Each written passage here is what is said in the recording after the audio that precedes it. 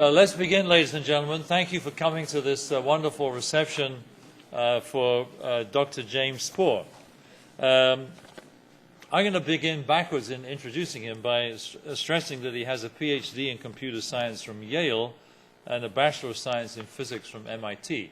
So you can see his academic pedigree is in the very top class. He worked at Apple's Apple Computer for many years, where he was awarded Apple's Distinguished Engineer, Scientist, and Technology title for his work on next-generation learning platforms. And then previously, Jim helped found IBM's first service research group and was the founding CTO of IBM's venture capital relations group in Silicon Valley. And I had personal pleasure of meeting him as long ago as 4 or 5 years ago, when he personally was committed to beginning a large number of research fellowships across campus, not only in engineering, but also in the information school and other areas. At the moment, he's the director of IBM's university programs worldwide, and he specifically works to connect to folks like us in academia, where his current priorities include applying service science and high-performance computing to the modeling of universities and cities in order to improve sustainable innovation for regions, which is perfectly aligned with everything we do in this building in CITRIS. So with a very warm welcome of applause, I'd like you to join me in welcoming Dr. Spore to the podium. Thanks. Thanks a lot, Paul. It's great to be here. And we had a meeting today of the, Paul did a great job of hosting us, and Jean-Paul, my colleague from IBM, who's also here at CITRIS, put together a great day for a group of us from CITRIS and IBM to plan our smarter relationship, keeping with the theme of Smarter Planet. So it's been a great day. If you haven't taken the elevator down to the basement, do. The door comes open and you're looking through glass at a nice new computer system that's a gift from IBM. And we were briefed today on all of the great science that's going on using that system. More to come in the weeks ahead. But today I want to talk to you a little bit about why I'm so excited about universities, really. I just have to find the right button here. Oh, you want to do a slideshow? Yep. No, it's okay. I've got the... Because I like this quote, history is a race between education and catastrophe. And the older I get, the more I know that's true. And lately, for a variety of reasons, I've been thinking about the world's population. And here's a UN projection. Here we are today where this forks, and they got the red, yellow, and green. I think I've had conversations enough about this chart to know there's people in this room that think this is the right one, this is the right one, and this is the right one. So I'm not here to say, you know, which of these three possible futures is the right one, because I know there's people in here who think all three. But as we look at this three possibilities, definitely we can say this one's going to be putting a whole lot more demands on the planet maybe than this one in terms of carbon footprint and a lot of other things. So I want us today, and I'm glad there's a lot of students here, or a fair number of students here, to think about where you're going to be in 30 years, especially you students. Because you're our future leaders. And what are you going to be doing 30 years from now? Oh, by the way, 30 years ago, I was a student like you sitting at MIT, actually. VLSI was the cool thing then. We were figuring out how to pack lots of transistors onto chips. But yeah, here I was right around 1978. And I don't know what I was thinking the world was going to be like in 30 years. I guess I probably expected the population to be continuing on its exponential. But here I am today, 30 years later, and the world's at this interesting juncture, and you're going to be the leaders out here 30 years in the future. And I just want you to think about these three possibilities a little bit, and what quality of life will be like on the planet if we don't get smarter, if we don't get more efficient about how we use energy, how we use water, how we use resources. And I know you youngsters, and I can say that because I'm over 50, you youngsters, you grew up with technology. You grew up with the internet. What's the big deal? We got internet, you know.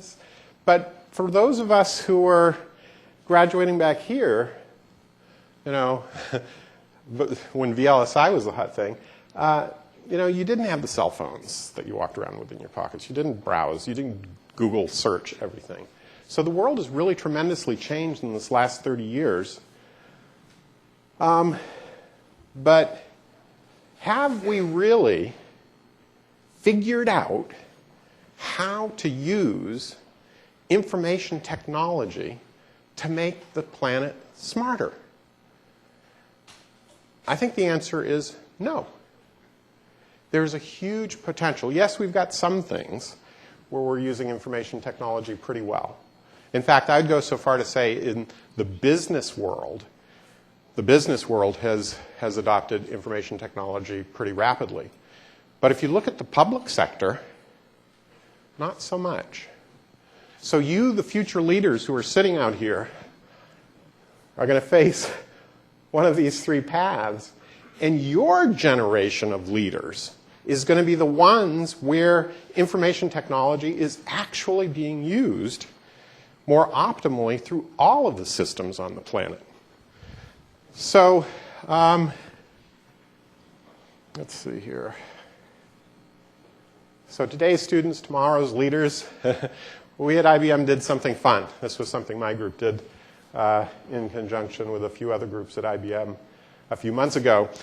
Every couple of years, IBM surveys all the CEOs, a lot of CEOs, hundreds of CEOs around the world, asking them about, you know, the problems they're facing, priorities and stuff like this.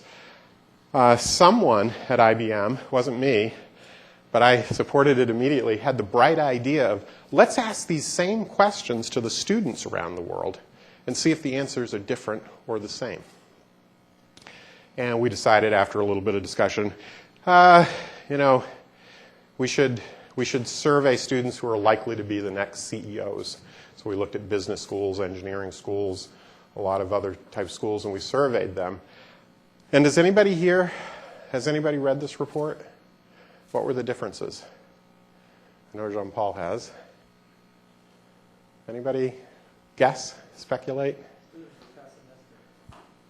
No, actually the students were more optimistic. They were younger. The biggest difference is this, you know, and you know, you can interpret this differently, but overall the students had a more holistic view of the whole planet and a longer term view on what the investments would have to be to create a livable future. I have to start by thanking a few people. I'm here at Berkeley, and you've got some really, really smart people here at Berkeley.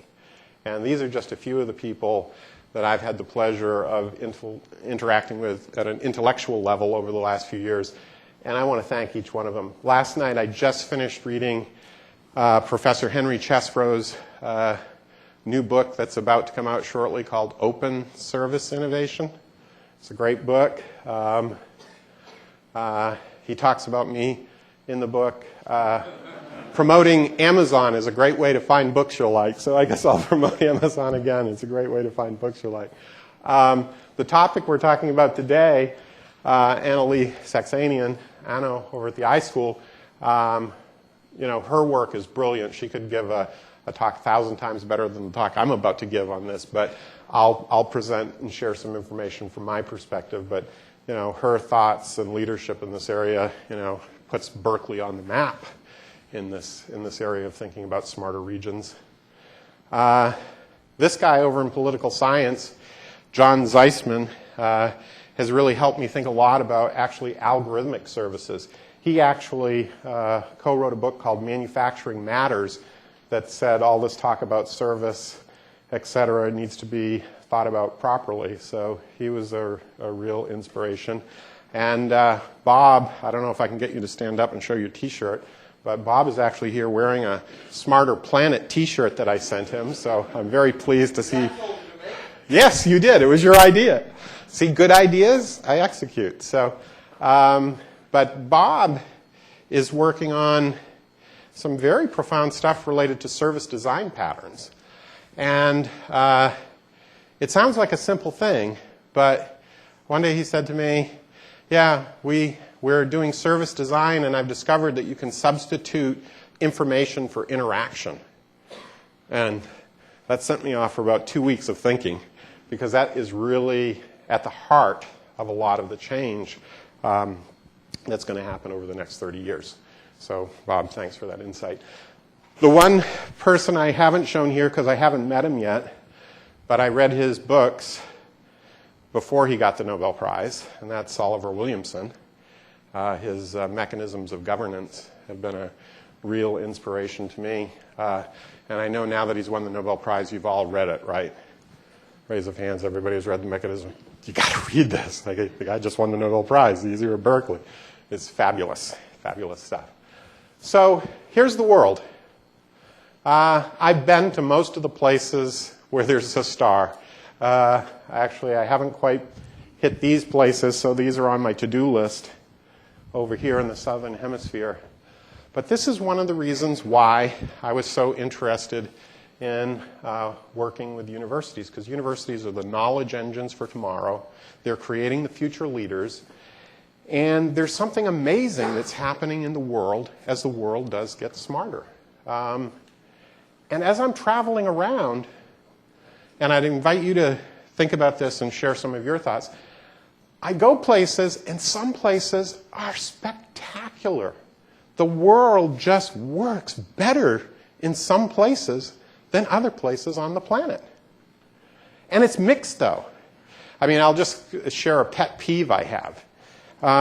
Over here in Dubai, Andrea Emilani is my team person that I have in Dubai. He invited me to come to Dubai. Went to Dubai, tallest building in the world. He's got a book on his coffee table, shows you Dubai 10 years ago, 20 years ago, 30 years ago. You don't have to go very far, and it's just literally tents and camels. And now, it's, tallest building in the world. Amazing. Even after the financial collapse that recently happened, it's an amazing place to visit. But my pet peeve is, you get a taxi, and you can't pay with a credit card. That seems stupid. You go to Boston, you swipe the credit card. I know, it's a pet peeve. But everywhere I go, I find there's some places that work really, really well. And you talk to people, they got good jobs. You're out having dinner, and you're overhearing conversation about investment. And you go to other places, and you see, the systems aren't working so well. There's a lot more unemployed and homeless, frankly, some places. And you don't hear people talking too much about investment. So there's this huge, I'm not telling you anything you don't know, there's this huge disparity all over the world in what we'll spend a little bit of time talking about later, quality of life, and how this relates to some of the Smarter Planet work that we're doing at IBM. But I do have to say there's huge opportunity everywhere.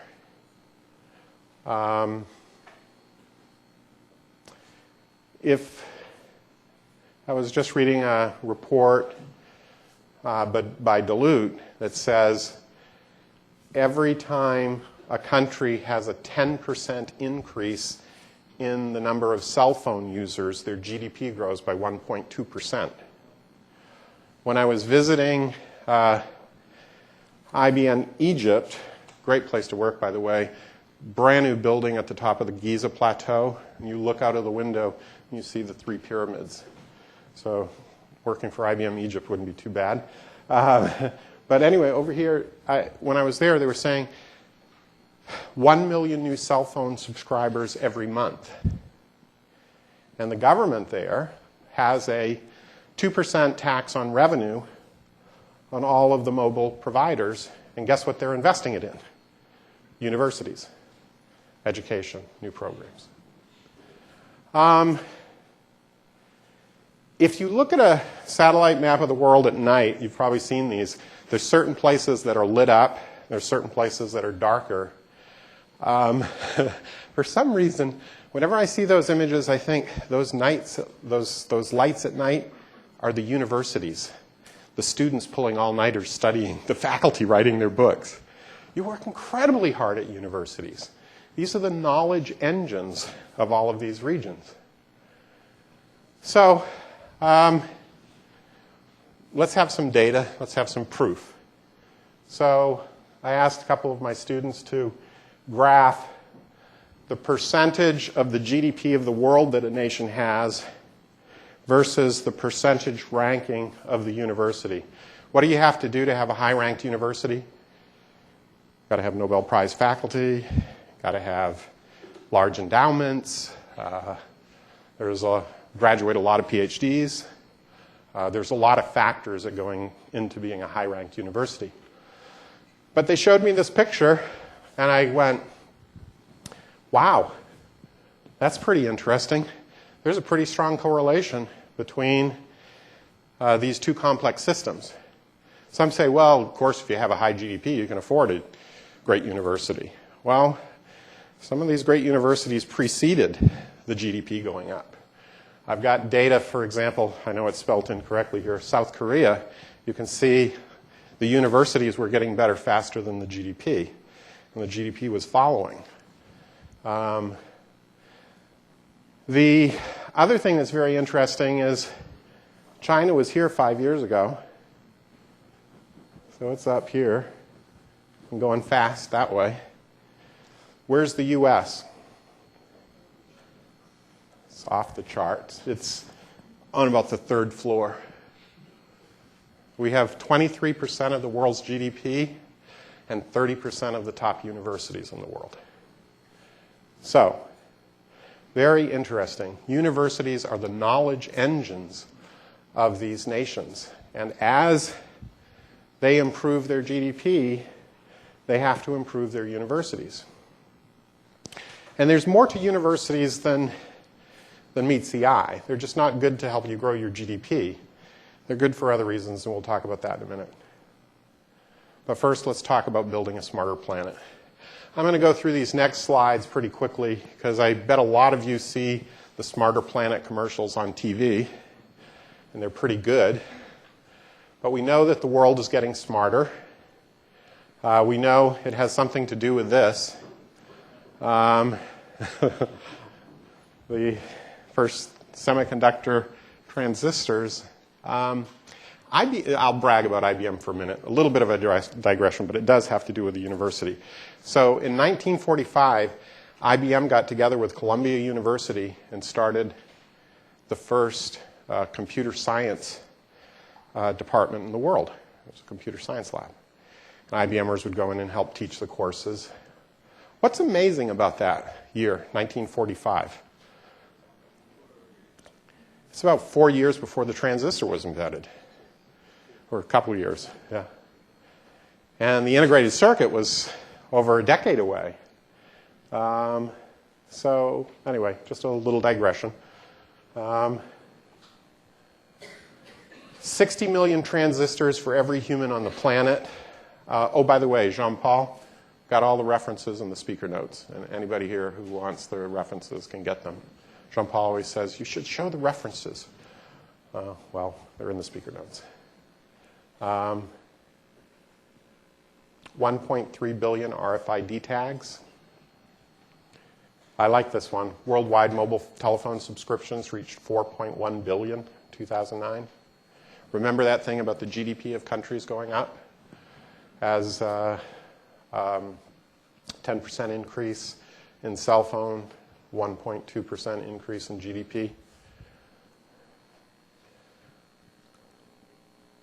They're getting better.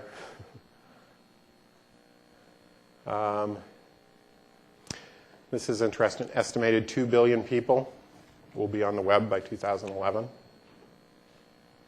And more, researchers here at Berkeley and elsewhere are studying the Internet of Things. So we certainly have not even gotten close to IT permeating the planet the way other things have. So there's a lot of stuff to come. Why do we have to transform all of these systems? Why do we have to make them smarter? Is it because we want to? Partly. Is it because we must? Yes. Here are some of the problems. So consumer packaged goods companies, retailers, lose $40 billion annually due to inefficient supply chains. $40 billion, some of you say, oh, that's not so bad. Well, look at the budget challenges that the state of California has, and $40 billion would come in pretty handy. $40 billion, by the way, is the GDP of certain African countries per year, like Tanzania. 22% of the total port volume is empty containers. This one's very interesting. In the U.S., a typical carrot has traveled 1,600 miles, potato 1,200 miles, chuck roast 600 miles. They really put on the miles there. I mentioned I was reading Professor Henry Chesbro's book last night, just finishing it, and he has a great example in there of cars. How much do you utilize your car? Most of us, it's about 5% of our time. How much do taxi cab companies utilize their vehicles? Over 90%. So there's a lot of waste and inefficiency. Again, I'm not going to go through all of these because I want to give them to you and I want to get on to some other points, but there's just huge inefficiencies. I was just at a meeting. IBM runs these smart camps around the world where we have companies come in and pitch us about ideas for making the planet smarter. There's one company that was pitching us that's deploying smart parking in San Francisco. I don't know, maybe some of you have seen it. They put down the little square and then you just open up your smartphone and you can see where the parking area is open. Again, substituting information for interaction. Also, they instrument the meter so that if you're in the middle of dinner and your meter's going to run out, you can just push a button and it puts money on the meter. So again, I don't think I have to hit you over the head with the fact that there's huge inefficiencies in the world, even after this much time has passed with IT developing at an exponential rate.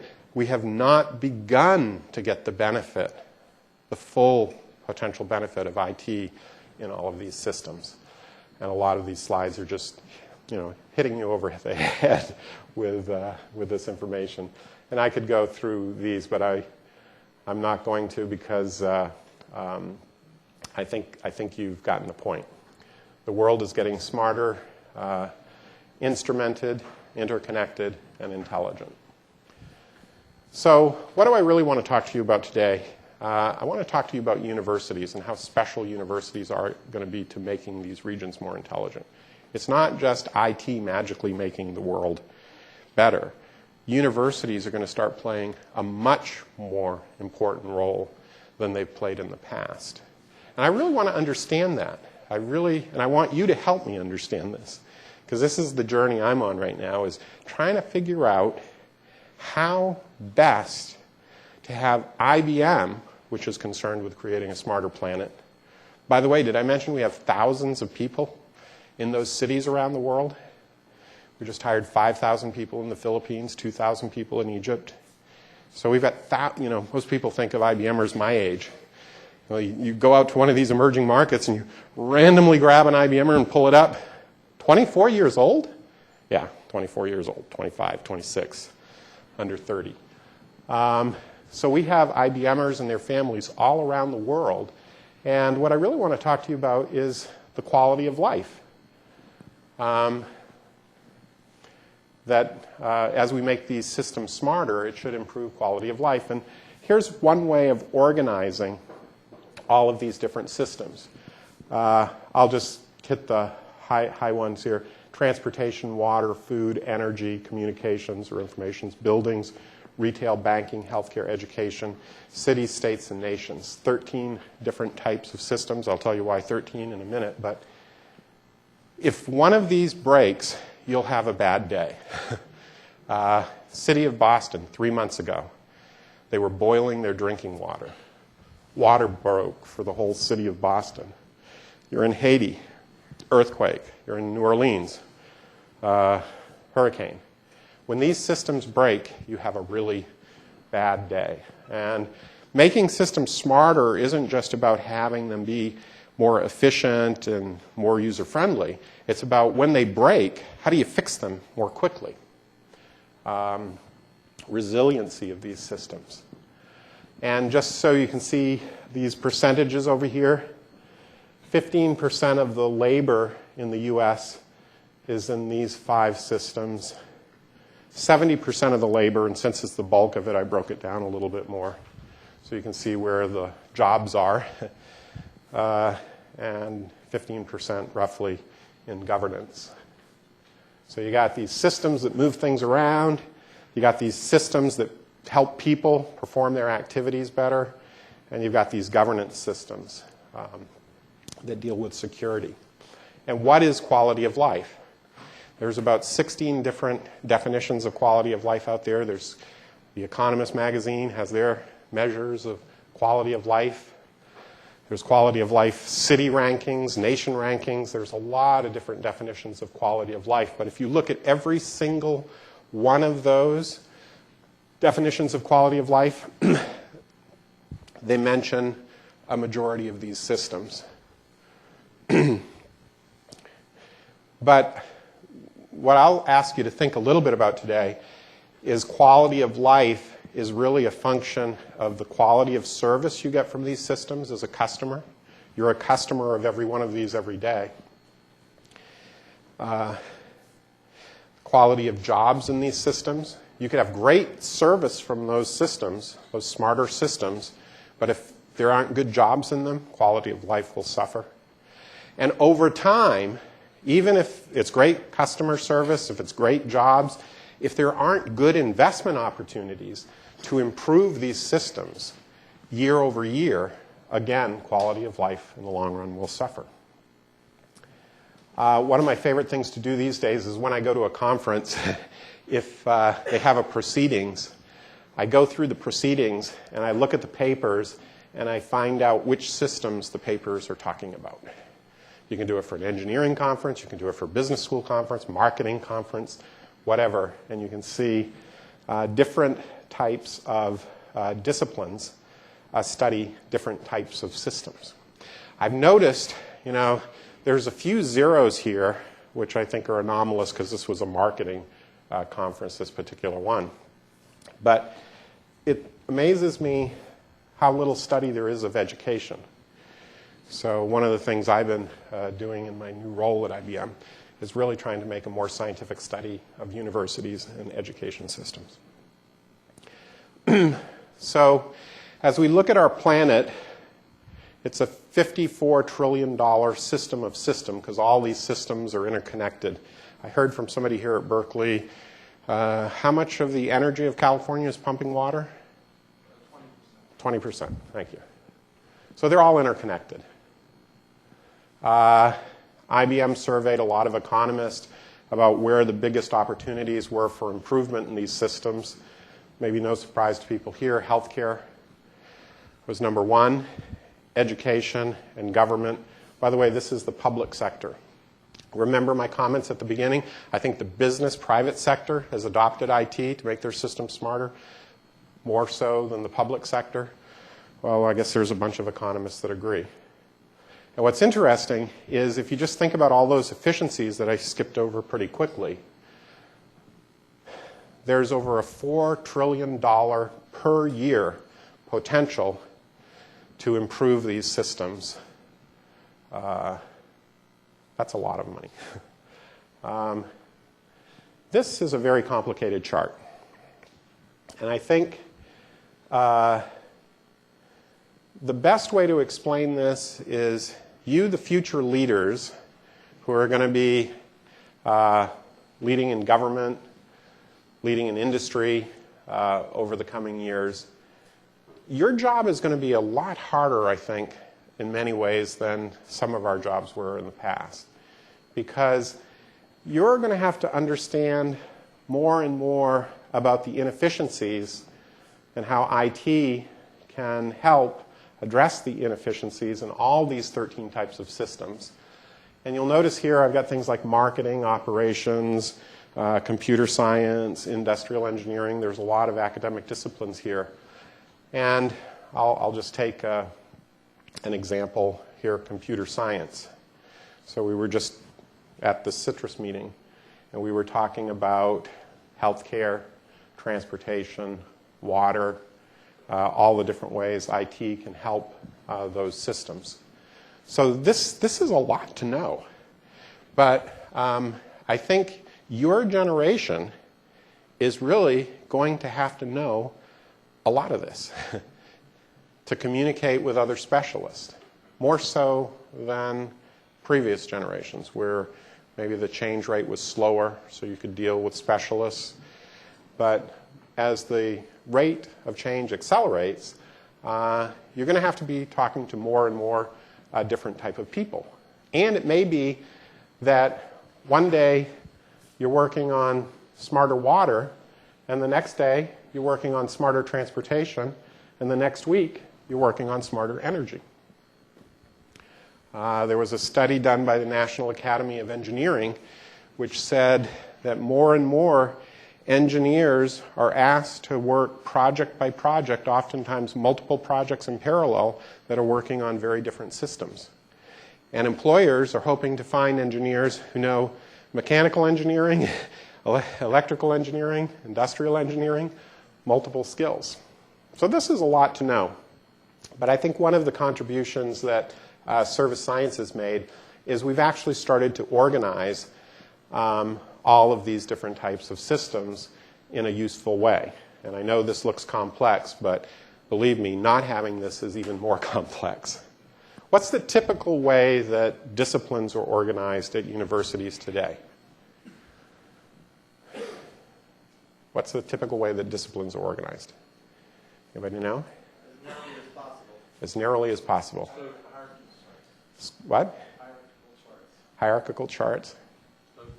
Stovepipes, okay, all good. It turns out it's schools. So you got the business school, the engineering schools. So they're organized in a particular way. And this particular organization right here kind of mirrors that. This stakeholder perspective is taught a lot in business schools. Resources perspective taught a lot in engineering schools. The history, future, social sciences. So there's a little bit of a parallel there. These are the National Academy of Engineering Grand Challenges. Just for a laugh one day, I looked at each one of these grand challenges: make solar energy economical, restore and improve urban infrastructure, and I mapped them into the 13 systems. And lo and behold, they did a pretty good job, actually, of covering nearly all of the systems. So, you know, these 13 systems are a useful organizing tool when you look at things in the world. Today, in the meeting, Jo Chang, who heads the Almaden Research Lab, she was saying, yes, we can start with transportation, we can start with energy, we can start with water. There's probably a lot of other areas we could work on together, too. And whenever I hear somebody say that, I'm thinking, yeah, there is a lot of these different areas that we can start working on together. But why 13? Anybody know why 13? K through 12. So there's actually quite a number of people at the National Academy of Engineering and Science and the National Research Council that say, for the future of America, we not only have to teach K through 12 students about the sciences of the natural world, we have to teach the students about the sciences of the human-made world as well. all of these different types of systems. And you can say, come on, what are you going to teach a kindergarten kid about transportation? Well, guess what? Every kid had to get to school.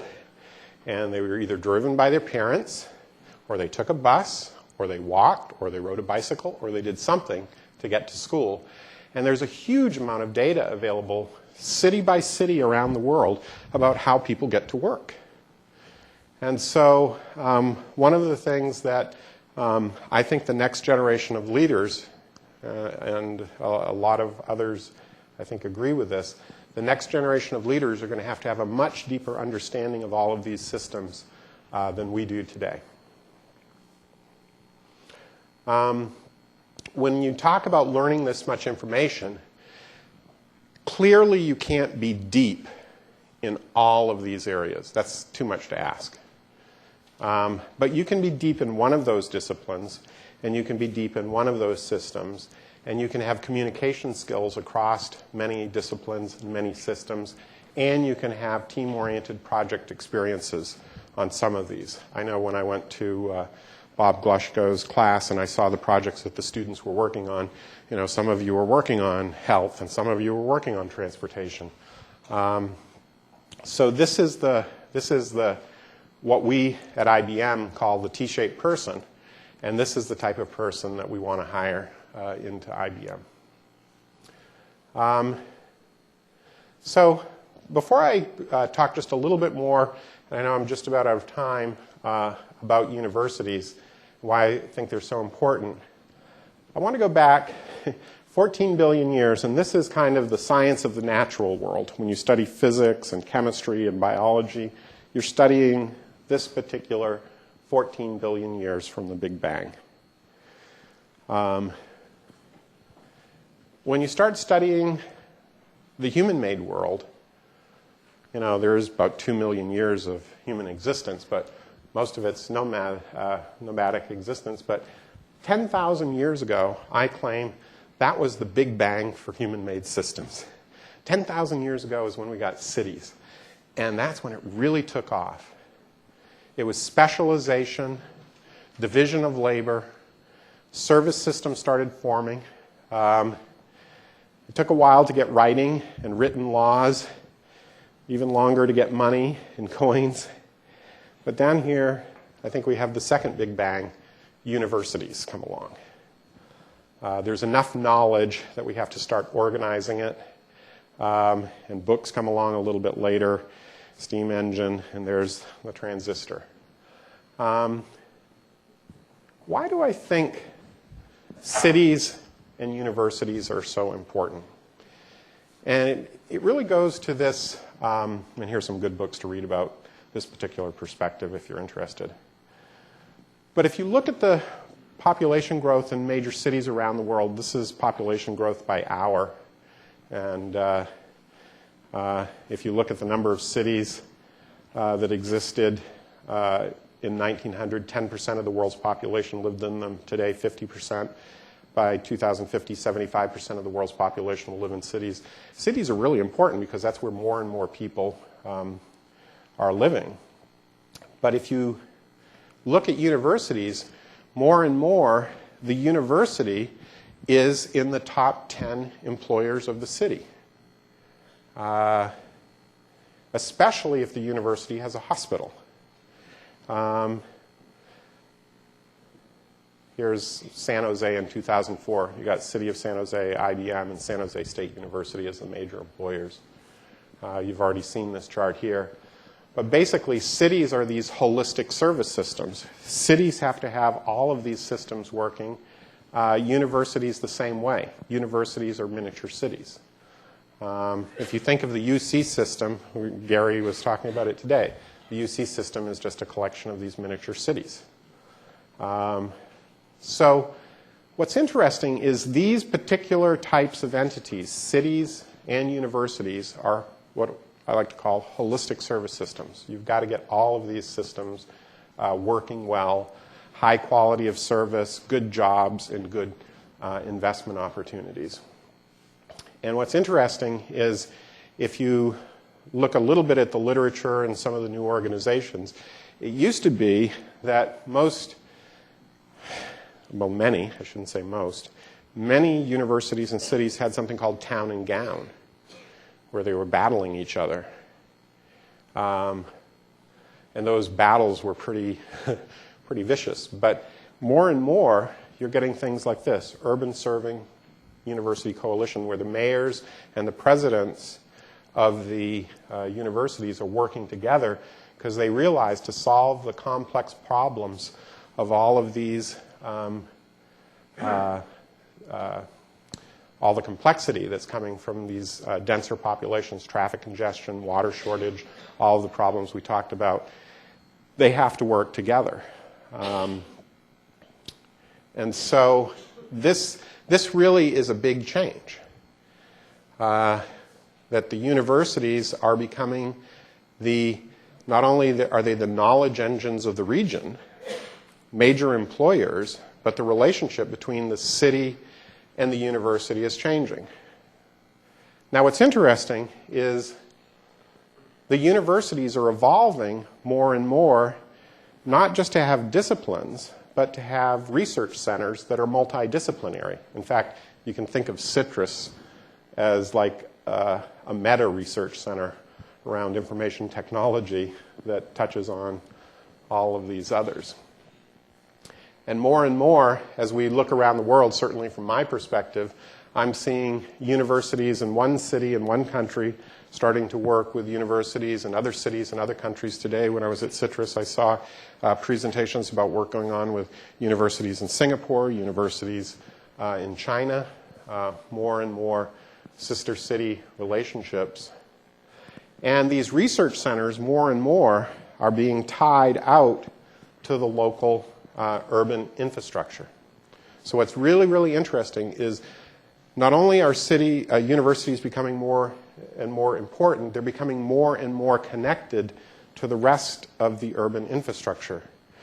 I know 20% of the population of Berkeley is students, the city of Berkeley. And I think the Citizen Advisory Board of Berkeley has about 10% student members. You could wonder why that isn't 20%. But more and more, there's deeper connections between the city and university. But this is really an abstraction, because let's take Boston. Boston. Boston is actually 104 cities and towns. Cambridge, Wellesley, and there's over 50 major universities in the Boston region. So when you talk about complexity and the world having to get smarter, the geographic structure is based on a model where it took all day to walk 20 miles. That's how these cities and universities evolved, spacing themselves out. Now, with modern transportation technology, they're really all crammed on top of each other. But to take a trivial example, how many libraries are there in the Boston area? And if you poll them on what IT system, just to organize their books they use, there's a great diversity. There's huge efficiencies that could come from just sharing the common IT infrastructure. You're starting to see this. You're starting to see local cities that are side by side merging their fire departments, merging their police departments. And this is not just an IT challenge. Yes, getting them on a common IT base will help with the efficiency. It's really this Williamson stuff. It's governance. It's how do you do shared governance. So anyway, I'm fascinated with the evolution of cities and universities as these types of holistic service systems. And to go back to this chart, we're working with cities and 30 major cities and universities around the world. Really, it's not cities and universities, it's these mega jurisdictions. We've got 30 primary, 30 secondary, 30 tertiary that we're working with. And just like some of the stuff I heard at CITRIS today, IBM is creating benchmarks around the quality of life, the intelligence of all of the systems in these regions, looking for opportunities. What's another type of holistic service system? So cities are holistic. They've got all of the stuff. Universities are holistic. They've got all of the stuff. What's another type of holistic service system? Anybody know? What? States, great example. Nations, states, certainly. Those are the bigger ones. Any smaller ones? Yes? Exactly, a home. A home is a holistic service system.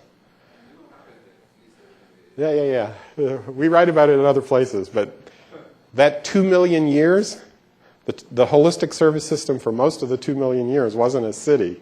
It was a family or a clan. But what's a more modern one? What? Hospital. That's a great one. What's happening with hospitals? More and more they're merging with the universities. Why? Because knowledge is changing so fast that the best medical centers have researchers in conjunction with them. What about K-12 schools? More and more universities have education schools, and they're adopting the university faculty, have kids. They want their kids to get the better education. So more and more you're seeing universities adopt high schools. City University of New York, its chartered high school, 60% of its graduates go on to run the city of New York. So there's all these interesting relationships that are developing between these holistic service systems. This is our IBM research agenda. What I was looking for was luxury hotels. Luxury hotels are holistic service systems. If you've ever been to one, they're quite nice. And what's amazing is it's not quite a Moore's law, but the cost of building luxury hotels is actually, relative to the GDP of regions, it's actually going down. So making smarter buildings, smarter luxury hotels, smarter universities, smarter cities, these are all connected if we can figure out more about these very interesting conceptual types of entities called holistic service systems, if we can make those systems smarter. One of the sort of paradoxes, I guess, that I see in the modern world as we try to make the world smarter is wherever I go to visit a university, and I visit a lot of universities around the world these days, a lot of cities, a lot of universities, they show me the best new building on their campus, sort of like the CITRIS building or something. But usually they say, this building is 10 times more energy efficient, it was built with these materials, and they're very proud of it. And they're showing me, I won't go into names of a particular university, but there's one they're so proud of it, they list the 100 innovations that this building has in their stairwell. So every time you take the stairwell, you're seeing all of the types of innovation these buildings have. To me, this is strange because I know in 20 years, if I come back to that building, it's going to be a dinosaur. The materials will have advanced, the infrastructure. So we build these monuments to the state-of-the-art of technology, knowing full well that they're going to be gone. Horst knows this very well in high-performance computing. Just because you're at number 1 on the list for high-performance computing today, you do not rest on your laurels because the target is moving. So what I find interesting about these luxury hotels is the developers that build them, more and more, are not thinking about them as entities that will exist for 100 years. They're thinking about them as something that goes up for 10 or 20 years and then gets rebuilt in 10 or 20 years. The whole economy of deconstruction and recycling and all the value and all the jobs that can come from deconstruction and recycling haven't really, hit these holistic service systems very much. How does it work in cities today? You build the coolest part of the city. 10 years goes by, 20 years go by, 30 years go by. Eventually it's a slum, and it's cheap enough for a developer to come in, buy it up again, and redevelop it. What's the logic in that? So I know Berkeley has a very good urban planning school, and I've been just starting to read some of the stuff there. But there's much better ideas about holistic service systems these days than the ones we've been living with. So I just want to end here. I know I'm a little over time, but for the last 50 or 60 years, we've been seeing the Moore's Law making IT more and more powerful and capable. We haven't seen the beginnings of its applications, I think, into society and the benefits that are going to come from leveraging information instead of interaction, the smarter planet. But what I really urge people to do is understand those governance problems probably aren't going to be solved by more computing power. This is important. We are going to need more high-performance computing. We are going to have to use IT more efficiently in the public sector. But there's more to it than that. There's the Oliver Williamson's mechanisms of governance. We have to figure out how do we take all of these little jurisdictions, 104 of them in the Boston area, and how are they going to start efficiently using modern technology to provide higher quality service for the citizens in that region. Faster recovery from water main breaks or other types of national disasters. So I don't know if I have any time for questions, Paul. I've run over a bit here, but I hope I've made the point that universities are very, very interesting types of holistic systems. And thanks for listening so patiently. Thank you.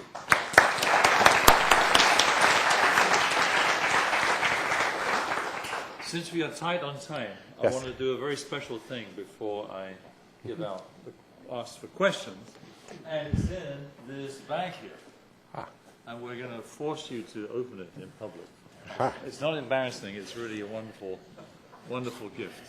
Okay. I'd like to thank everybody on my staff for finding it. You can keep the bag, too. Oh, thank you. If you don't like the gift, you can. Let me just take a minute to open this. Thank you. Something tells me it's going to be a smarter planet. Miniature smarter planet. It's smarter, yeah. Let's see here.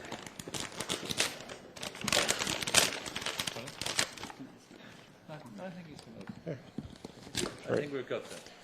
There we go. Aha. It's a smarter pyramid.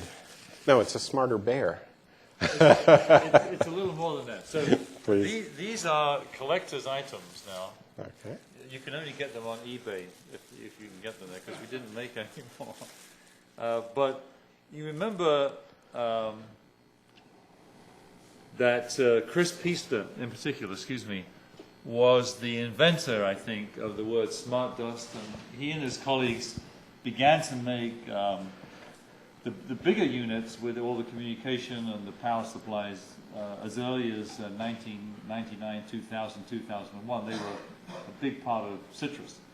The actual chip itself, which as Jim is showing in this picture, is several transistors, if not millions, on one chip, is actually on the nose of this little bear. It's very cute, actually. Sort of like Rudolph with a microchip on his nose? But he's a bear. Not only is this a smarter pyramid, but it's a smarter pyramid with a California bear inside. Thank you. And the California bear has smart dust on its nose, which I think is Thank you very much. Thank you, Paul. Yeah, no, thank you. That's beautiful, too. I think Gary told me I think this was the last one we had, so it's very fitting that a really close friend of the campus and someone that we always love having. Thank you. Thank you for inviting me. One of our major mementos. With that, a couple of questions before we adjourn to some splendid food. Masood. Bob. I know that IBM has a lot of internship programs for students, but how many of them are specialized around Smarter Planet? Is that a significant investment now in the internship part of IBM? Yeah, we make over 50% of our university awards are related to Smarter Planet. And depending on how you count, I don't know the exact statistic, but I would say over 50% of our internships are related to Smarter Planet in some way. Thank you. Some will be more applied, others more research. And actually, I was just finding out our PhD fellowship program, which started in 1954, we've had tens of thousands of students through that. I'm trying to get the numbers of how many IBM interns we've had over the years, but I'm sure it'll be in the hundreds of thousands. But that is a great program. And one of the things, just to elaborate on that, obviously, there's only so many internships. But what's happening, and I know you're a master of this, is where we can get local IBMers to come in and mentor capstone projects. We would like to do more of that because we can certainly get students involved in Smarter Planet projects a lot more if we can get more IBMers volunteering. So I'm working on innovating a new IBM University Award program to incent the IBMers to go onto the campus to do those capstone projects. Sorry, we're dancing together. Sorry. We're dancing. We were trying to do we were rehearsing the tango together. I thought we were going to do that in telepresence once we got the telepresence. Sorry. Another question, please. Yes, gentleman in the T-shirt at the back there. Oh, I'm sorry. No, please, we're recording this, so Sure. It's nice to have it on tape. But don't feel nervous. In terms of seeing how holistic service centers will become more and more smart and innovative, where do you see universities more specifically getting smarter? So, for example, the concept of textbooks seems arcane when we have Kindles and iPads. What kind of innovations do you see for universities to really innovate Absolutely. for their students? The short answer is I would like IBM to partner with these major universities around the world to make the universities really living labs, to fully embrace this concept that when you walk onto the university, you should be walking 5 or 10 years into the future. There's a lot of universities that were the first in their city to start using geothermal. There's a lot of buildings here that I know are the instrumented ones. So, yeah, I think the universities should be walking 10 years in the future. Unfortunately, on many universities, it's like walking 10 years into the past. Not here, of course, not Berkeley. But there are some where you wonder how long will the chalk manufacturers and chalkboard companies stay in business, and they say as long as that university is there, they'll have a market. Yeah, actually, I really like this question. I mean, I know I'm butting in, but Please. Eventually I want to go back to being a regular professor when I finish this job, and I know that I'm going to face that situation where I'm trying to do my very best up front and be Mr. Entertainment and full of interesting equations, but there's going to be a significant portion of the class that will be in the back row doing their email on their laptop. And if I ban the laptop, they'll do it on their handheld. So what's the point? So somehow, my sort of performance as a professor has to match what you just said. That's right. And what Jim was just saying. And I think we all have to work together in ways that make it very lively for the students and a great pleasure for the professor. So I think those are great questions and great issues to raise. Absolutely. And just to elaborate a little bit more, I think there are some professors who do a great job performing and delivering it in an entertaining and lively way. And there's no reason to punish, though, students with less lively, less interesting professors if they can go out to a YouTube and get the same material much, much better, much more efficiently. But then there's other roles that the professor could have, like helping to connect the students to interesting industry projects, for example, is one example. So I think this evolution of job roles and how to figure out a lot of these governance problems are who's going to lose their job, right? And so we really have to figure out this governance problem and how to elevate jobs so that, the way it works at IBM, for example, and this will sound harsh, but if you look at the financial performance of IBM over the last 5 years, it's pretty good. And that's an understatement. And basically what we do is we have something called Run, Transform, Innovate, where every year to do the same set of programs, you get less money because you've had a year to learn. So you should get less money. And you should be having bigger impacts, so the ROI should be getting better and better over time. So where are you rewarded? You're rewarded for innovation. You're rewarded for creating the new programs, the new higher value programs. So I think the same type of pattern will have to happen in all of these holistic service systems, that we have to figure out this shared governance, job elevation model, and that's going to be part of the future of universities, I think, as much as businesses. That's it. One last question from the middle of the floor there, and then we'll pass it down. How come you don't have a smarter home? How come you don't have in the list a smarter home? Because is technology is not going to impact the home, for example? Yeah, I might have. We did have one of these areas dealt with. Certainly, we had buildings which relate to construction in the physical house, but that's actually a very good question. The other question I often get is, where is religion? But Everywhere. healthcare, more and more healthcare is moving into the home. That's a good point. And so, And education too, actually. absolutely, these are very interconnected systems. Yeah. And I think you were the one that asked about the family being the very good observation. The household is a holistic service system.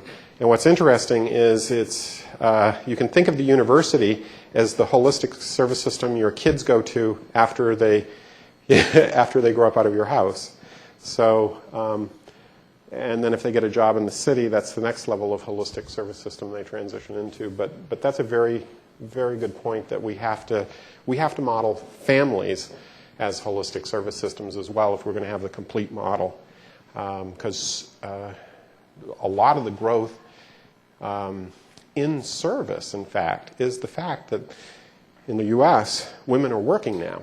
So as soon as they left the house, a lot of the services that weren't charged for inside the holistic service system called the house, it wasn't about money. Now those are translated out into the external economic environment. So there's an interesting coupling between universities and cities, and between families and universities, I think. Community colleges, we could go into it and have all kinds of fun talking about the connections between those holistic service systems. But you're on a very good point from a research perspective. With that note, I think we should adjourn. And Thank you. Thank you for inviting me. It's been my pleasure.